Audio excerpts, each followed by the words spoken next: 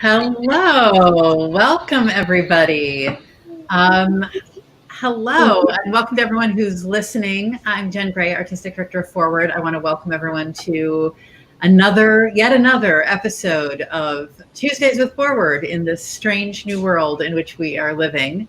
And it's a dramatic thunderstorm happening, at least outside my window. So maybe we'll get some wonderful rumbling during this conversation.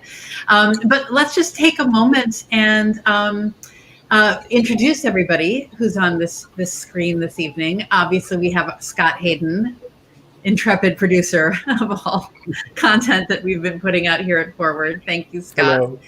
And then we have the three authors who wrote the plays that were included in this year's Wisconsin Wrights New Play Festival that took place less than 2 weeks ago. And just sort of in the order you're in on my screen, we've got Quan Berry, who wrote The Medellinian Debates, Eric Chabla, author of Sapiens, and Greer Dubois, author of A Year Without a Summer. So welcome to all of you. It's so nice to see your faces again. For anyone who's watching this live, just want to remind you can leave questions or comments in the chat, whether on Facebook or on YouTube, and Scott will make sure that we see those. But while we're getting started here, I would just love to chat a little bit about your journeys as playwrights. You know, this isn't really a talk back like we had after each of your readings. This is really more about your lives as writers and what developmental readings and processes like Wisconsin Wrights mean for each of you.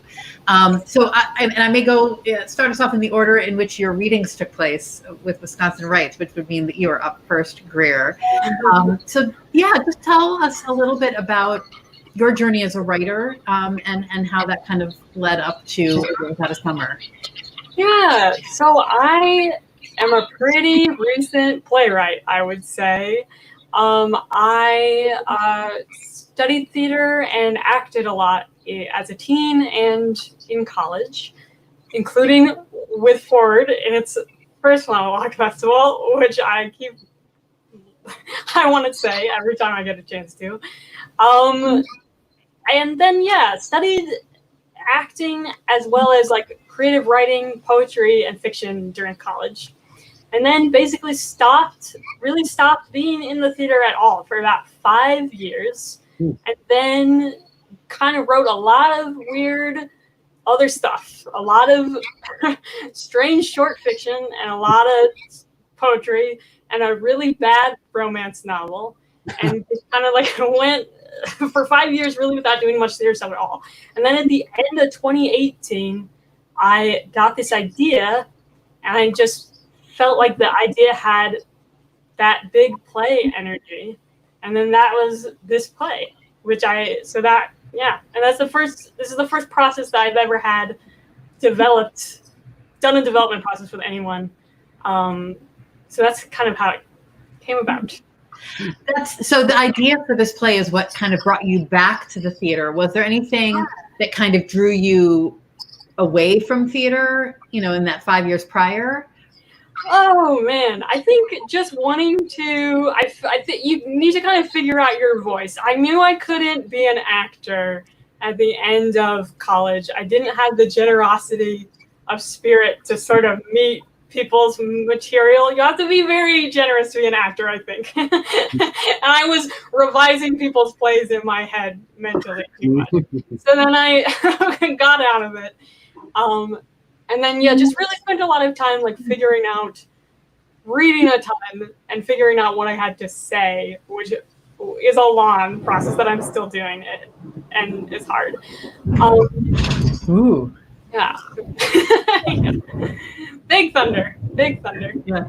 Anyway. We can kind of tell where each of us lives in relation to the storm by when the lightning flashes and the thunder hits in our different locations around southern Wisconsin. I agree with you that actors are very, very generous. I'm not sure I would agree that you are less generous than they are, but that's a perspective on that process. Well, Eric, it's a perfect segue for you to kind of introduce yourself as a writer and your journey to being a writer, because you are, of course, an actor as well. And I know many folks in our audience have seen you on stage out at APT and around. So yeah, I think I have a somewhat similar journey to you, Greer, in the sense that I went primarily to an acting program, the Guthrie program, and it's a very kind of straight down the middle of the road Aristotelian education. And I came out and started working as an actor, and it just always felt like there was a part of me that wasn't quite fulfilled. Like you said, the thing of wanting to revise plays that you're working on, it's such an interesting feeling.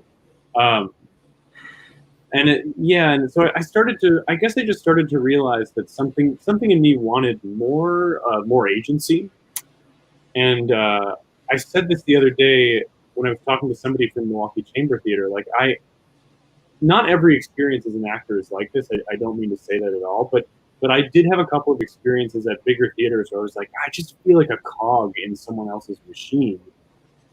And I think that's actually what drove me to really attack this medium as a writer, plays and theater as a writer. Because I'd always written as a teenager and through my early 20s, I'd written short fiction and poetry. But I was always intimidated by theater, because plays are complicated and you have to be so economical, and it really scared me. And then suddenly I just, after a few years working as an actor, I thought, well, I have to try.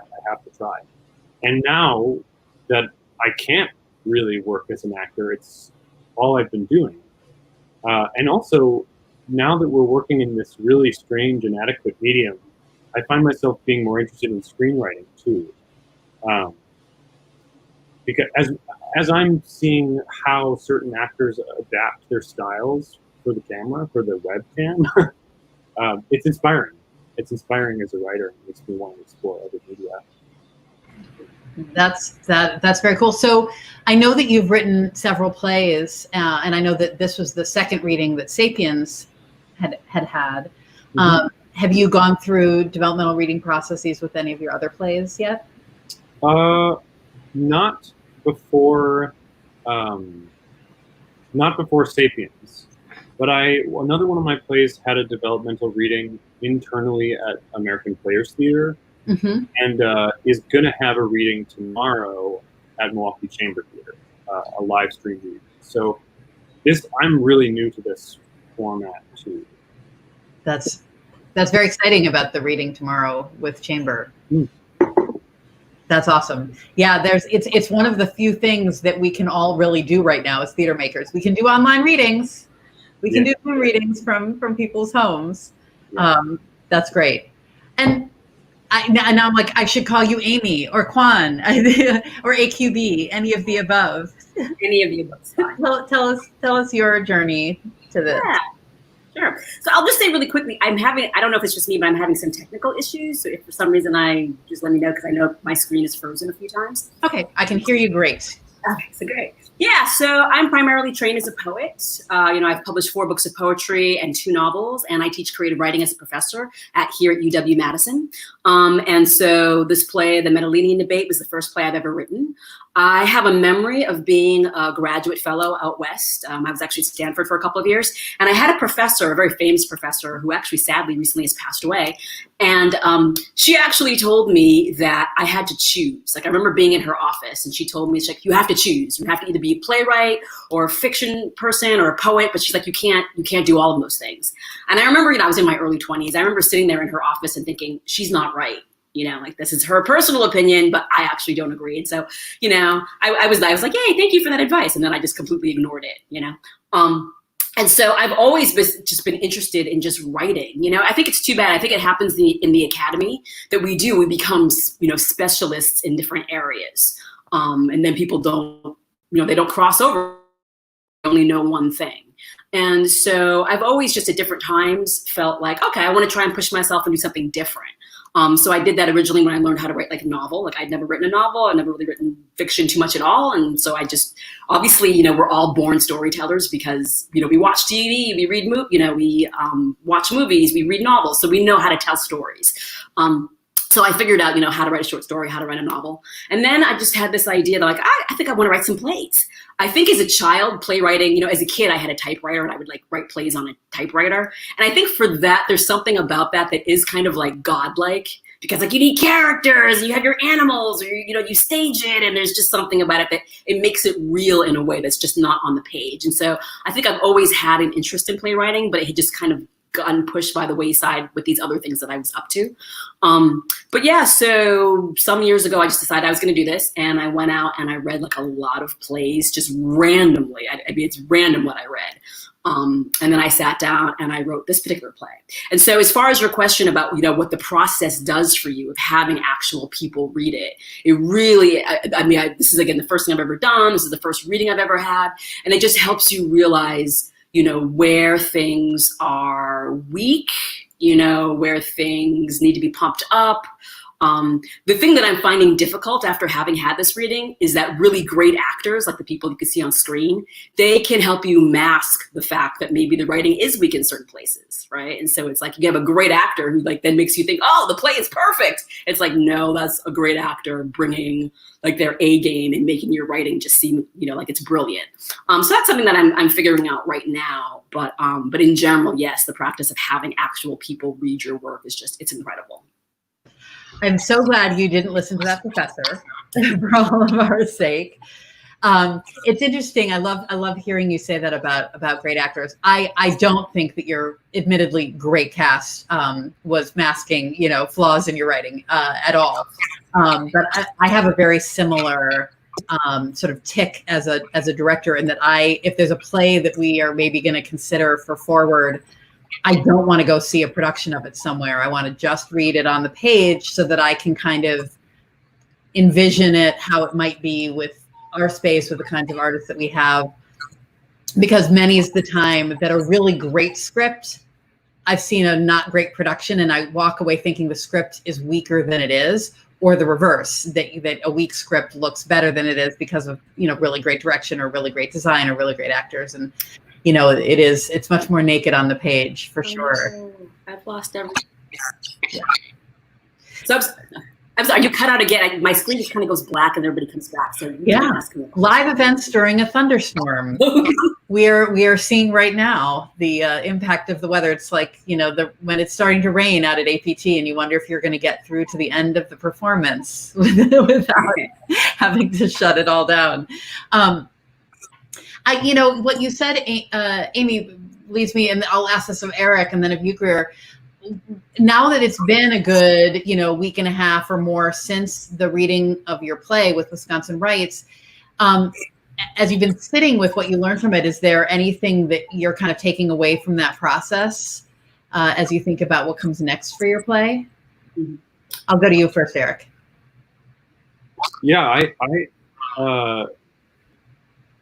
I find that great actors have a way of making it seem as though there's no cat in the play too, and that's the thing that I'm learning. Is economy is my big thing right now, because it's such a big play and because the cast is so huge. I'm like, okay, where is the fat? Where are the places where I'm repeating myself? Where things that are self-evident don't need to be explained, right? So that was a big learning thing for me in the reading. I identified a couple of, and sometimes it's just a line or two here or there, but it's enough where I think if you're reading it on the page, you know, it can be a little off-putting if you're telling the audience or you're telling your reader something they already know. And I found a couple of places where I was doing that. So I think the concept of economy is the biggest thing I took away, and that's, as far as I can tell, that's going to be valuable for me in everything I write. You know, trimming the excess and being really, really intentional about every word, every sentence, and every piece of punctuation. Yeah, absolutely. Greer, what about with your play? Is there anything that's sort of percolating with you since the reading? Oh my goodness, so many things. I did feel like a big thing I learned from this reading was my play, I think kind of like Sapiens too, is kind of like a tonal mixture of serious and humorous. And I think something I was always like, you really can't tell on the page like how that works at all, like in terms of the energy and how it like moves from moment to moment. And so that was definitely a thing that I was really interested in learning about. And it was interesting because I think like watching it on Zoom was almost like an X-ray of the play. Like it showed kind of all of the, it really showed me like the structure of it and also really the serious moments that were hidden, which I think I don't even know if that's a thing I would have gotten out of a live version quite as much, because Zoom feels so different where it just makes all this serious kind of grounded stuff really pop. So I thought that was really interesting. But yeah, then also just the things that like Eric and Amy said too, making the story work, what you want to cut, and like where energy lags and where you realize, oh, I said that already, like in 3 different ways, like they don't need to hear that again. It's just so different when you hear it, because a play is such a physical experience. You can really only know what it's like when you get it through your ears as opposed to reading it via your eyes and having it go into your brain. So yeah. I'm loving this opportunity just for the 3 of you. I mean, it's not the same as a real conversation where you're really able to talk to each other, but even just watching you listening to each other's answers and nods of recognition, all that, it's reminding me of one of the things I miss so much about being able to do Wisconsin Wrights in person, is that I feel like in the past we've been able to really build this cohort of writers who, you know, can become, you know, a community for each other. And it, you know, I'm sad that we didn't get that in the same way. I'm just thinking about that as I watch all of you. Amy, is there anything that's been really sitting with you? Yeah, so I think one of the reasons why I wanted to start writing plays again is because when I say this, hopefully it comes out as being humble, but when it comes to writing poetry and fiction, like I kind of know what I'm doing in a sense. Like I know what my strengths are as a writer and that kind of stuff. And so now that I'm writing plays, like I really don't. And so one of the things that I've been realizing in the last couple of weeks are I'm starting to realize a little bit what my potential strengths could be and what my weaknesses are. And so I can feel that one of my weaknesses in playwriting is actually action, which is a really easy strength of mine in fiction. Like I have an easy time for whatever reason, but I don't really quite envision how action works on the stage, you know? So conversely though, I feel like it could potentially mean that one of my strengths actually is just the writing, right? So it's just like writing and actually having your characters in monologues, you know, say really well crafted things that maybe are more imagistic or slightly more poetic or what have you. So again, as I'm thinking about it more, I can see those 2 things coming up. And so I'm thinking about, okay, well, how can I maybe have a little bit more action, you know, and how can I still, you know, do the thing that's maybe my strength, again, the actual writing itself. So those are things that I've noticed. Yeah, that's great. I'm thinking back to something you were saying, Eric, about how this moment that we're in is sort of sparking an interest in screenwriting for you, which makes total sense.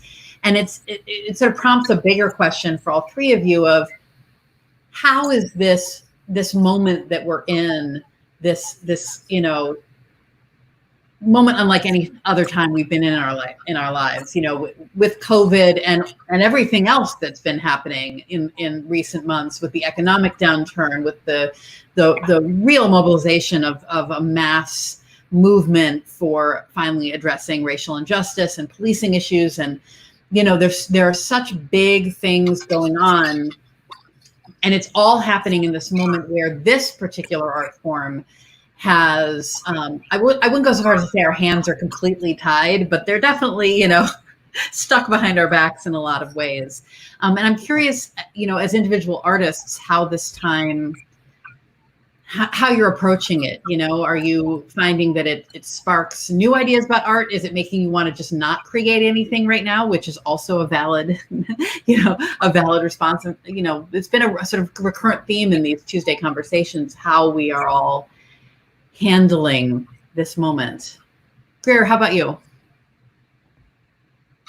it's such a big question. I'll try. wow, I don't know if I think about that every day, and I do not know. I've thought about it this whole process. I'm so happy, honestly, to meet the two other playwrights because I thought about both of them. I was like, I wonder what this experience is like for them, being at home, revising your stuff, trying to do art, and then outside it's all this stuff going on. And it's just like, I guess like I felt so much the urge to respond to it. Honestly, that like the first thing I did after Wisconsin Wrights, like the day after Wisconsin Wrights was ended, is I just like made a short film about the pandemic because I was like, oh, I just need to get all this energy out that I've been like kind of sitting on for the past few months. I feel like, but I don't know. I kind of have two responses. One is like to make short stuff that just responds to everything really fast. And then another response that is just like to wait and see, but I honestly feel like it's just going to take years to process everything that's happened in the past 6 months and be able to make it. It could take like a decade. Like, anyway, yeah. Yeah. Amy, you're nodding. How about you? Yeah. So, when the pandemic hit and when all these kinds of things, started happening, and I can actually even go back to when Trump was elected, right, in 2016. And I mean, I'll just people it's like this sort of like some of these things it's not necessarily a new landscape for us in certain kinds of ways.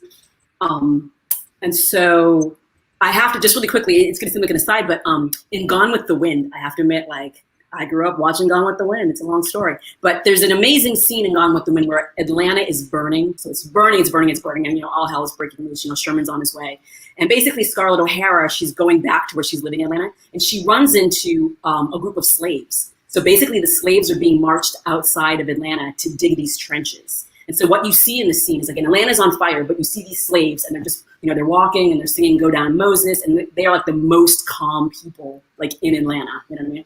And so I oftentimes, like, everything that's happening in this world, I come back to that image, of these people, the disenfranchised, of whoever, who are they're just, they have to go out and dig these trenches. But what I just think of that is just in terms of just like being steady. You know what I mean? And of just doing the work that needs to be done. And then, like we were saying, giving yourself the time, maybe it is a decade or what have you. So, because I do think that sometimes what can happen is that things happen really quickly, in response to various things. And sometimes that's good. Sometimes that's what we need. But I do think there's something to be said about, okay, we're going out to dig that trench. And so, yeah. Yeah. That image is going to be in my head now for a while. I know the exact theme that you're talking about. Yeah. I'm going to be thinking about that differently for a while. Eric, you talked a little bit about it, but give further thoughts on that. I mean, oh boy, those are both great answers. I have periods where I'm literally paralyzed, and in a good way, in the sense that I feel, because of who I am and what I look like, I feel like it's probably my job to be in a period of sort of silent introspection part of the time, and listening, right? I got off of, one of the things I did really early on in COVID is just got off social media, because and not to insulate myself from the world, but to actually seek out meaningful conversations and meaningful communities. And so sometimes that means not making anything for long stretches of time and trying to understand what it means for me to make something. And sometimes I wake up and I go, if I don't make something today, it's going to be mentally unhealthy for me. And I don't quite know, sometimes it's, I read something in the news and it's enough to tip me over the edge. And sometimes it's just some internal thing that I go, today is a day where I go sit in my shed and I write all day.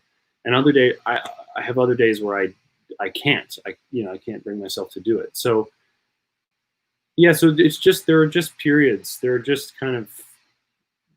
kind of movements in time, and I'm trying to be more respectful of that and not judge myself, not like, goad myself too much to just keep going, and keep churning out stuff for the sake of churning out stuff. Yeah, yeah, it's very fair. I mean, there's something really profound to be said for, you know, art immediately in the moment. That's, you know, a super quick turnaround and an immediate response to what's going on. But then I think you're right, Greer and Amy said sort of the same thing, that a profound response to what we're all going through right now is not going to be written in the next 6 months, right? It's going to be something that's written with, you know, a significant amount of perspective. Some 2020. Yeah, it's wonderful hearing from all of you and what your process is like in dealing with the world that we're in now, because I do think that that's something that we're all sharing as makers of art, you know, and whether it's the three of you that I'm looking at right now, or some of the folks I've talked to in past weeks, not just theater makers, but, you know, music makers and opera and visual artists, that we're being pulled in so many different directions, both, you know, physically with what we can and can't do, and emotionally, and with the feelings of responsibility. And it's a challenging time. And so I'm grateful to get to hear from all three of you and to hear kind of what you are able to make of this moment. And I've seen this lovely comment from Joe and Luann, who I know saw all three plays. Thank you. Yeah, I think we can probably leave this chat there. I mean, you all have shared some wonderful thoughts, and we've managed to keep talking despite, you know, Mother Nature creating some fireworks outside of our windows. So that's, you know, we'll chalk that up as a win. Oh, the great pandemic play. Yes, Gauntlet has been thrown down. You can choose who amongst you would like to pick that up. Thank you. Thanks to all three of you so much for being here. It's really a pleasure to get to hear from you, to see your faces. And I hope we'll get to read many plays that you've written in the future. Not necessarily that you need to write right now, but in the days and weeks and months to come, I hope to see much more of your writing. And stay well. For everyone who's listening to this, thanks for tuning in. Join us again next week. We'll have some more great conversation teed up for you then. And everyone, you know, stay safe and be well. Have a good night. Thanks. Thank you.